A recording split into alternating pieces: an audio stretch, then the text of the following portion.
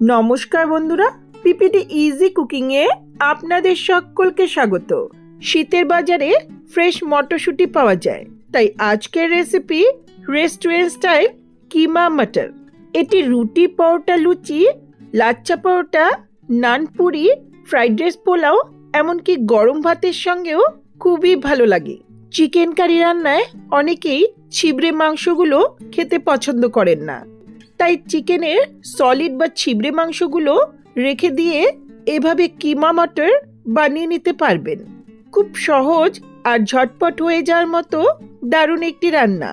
আশা করছি রেসিপিটা আপনাদের ভালো লাগবে। ভালো লাগলে লাইক, কমেন্ট, শেয়ার করবেন আর চ্যানেলটাকে সাবস্ক্রাইব করে পাশে থাকবেন। রেসিপিটা শুরু করি।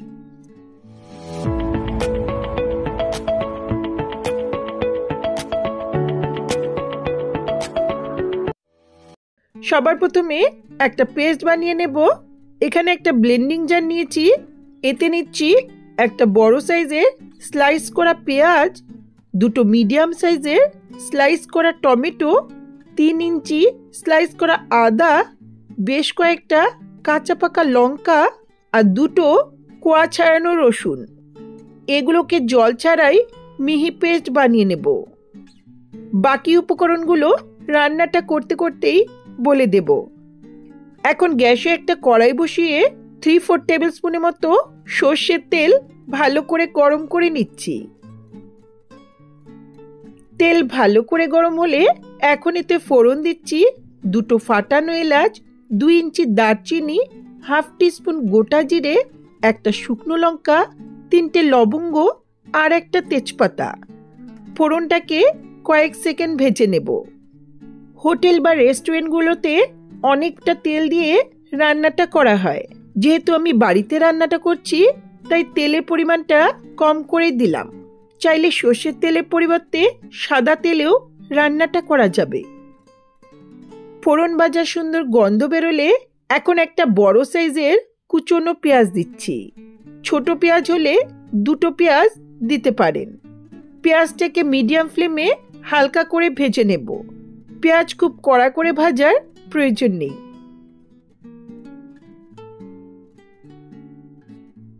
পেঁয়াজ হালকা ভাজা হলে এখন গ্যাসের ফ্লেমটা লোতে রেখে যে পেস্টটা বানিয়েছিলাম সেটা দিয়ে দিচ্ছি।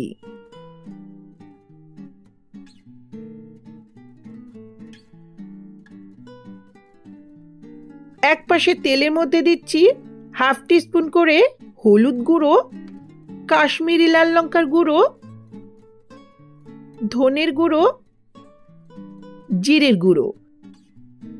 এক্সট্রা ফ্লেভারের জন্য আরও 1/2 টিস্পুন দিচ্ছি চিকেন মশলা, এটা অপশনাল।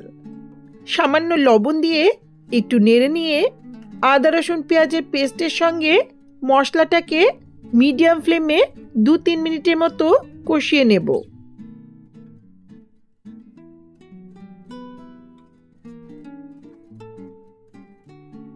মশলাগুলো কষানো হলে এখন এতে 400 থেকে 500 গ্রামের মতো দিচ্ছি চিকেন কিমা।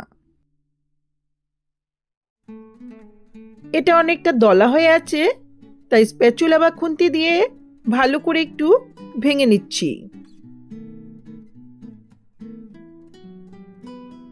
সামান্য একটু লবণ দিয়ে 2 মিনিটের মতো মিডিয়াম ফ্লেমে মশলার সঙ্গে চিকেনের কিমাটা একটু কষিয়ে নেব।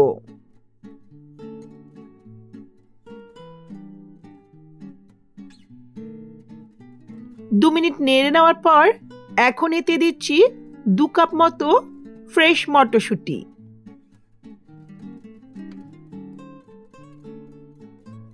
এর উপর সামান্য একটু লবণ দিচ্ছি। রান্নাটা হতে খুব একটা বেশি সময় লাগে না। চিকেন কিমা আর মটরশুঁটি দুটোই খুব তাড়াতাড়ি সেদ্ধ হয়ে যায়। এটা ভালো করে একটু মিশিয়ে নিয়ে দিচ্ছি 1/2 টিস্পুনের মতো চিনি।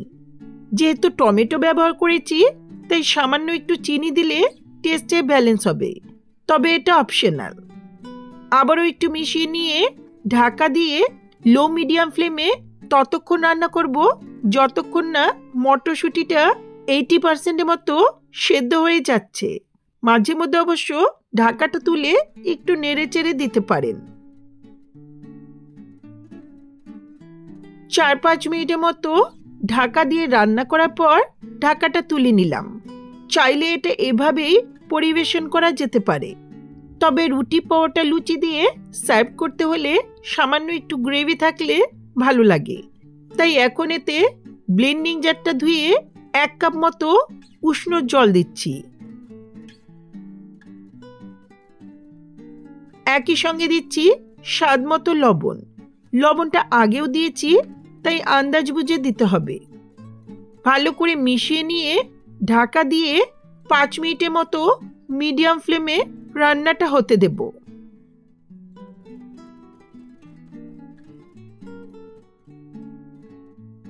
5 মিনিট পর ঢাকাটা তুলে নিচ্ছি। রান্নাটা হয়ে এসছে, এটা একটু মাখো মাখো হবে। এখন সবশেষে দিচ্ছি 1/2 টিস্পুন শাহি গরম মশলার গুঁড়ো। চাইলে সবশেষে ধনেপাতা কুচিও দিতে পারেন। আর রান্না করার প্রয়োজন নেই। ভালো করে মিশিয়ে নিয়ে ঢাকা দিয়ে গ্যাসের ফ্লেমটা অফ করে কিছুক্ষণ স্ট্যান্ডিং টাইমে রেখে দেব।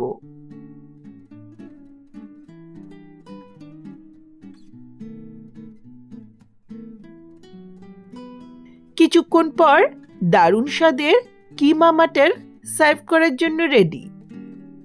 এই কিমা মটর রুটি পরোটা লুচি নান পুরির সঙ্গে খুবই ভালো লাগে, তবে ফ্রাইড রাইস পোলাও এমনকি গরম ভাতের সঙ্গেও সার্ভ করা যেতে পারে। খুব সহজ সিম্পল দারুণ স্বাদের একটি রান্না। আশা করছি রেসিপিটা আপনাদের ভালো লাগবে। ভালো লাগলে লাইক কমেন্ট শেয়ার করবেন আর চ্যানেলটাকে সাবস্ক্রাইব করে পাশে থাকা বেল আইকনটা অবশ্যই প্রেস করবেন, যাতে আমার ভিডিওর নোটিফিকেশনগুলি আপনাদের কাছে সহজেই পৌঁছে যায়। ধন্যবাদ।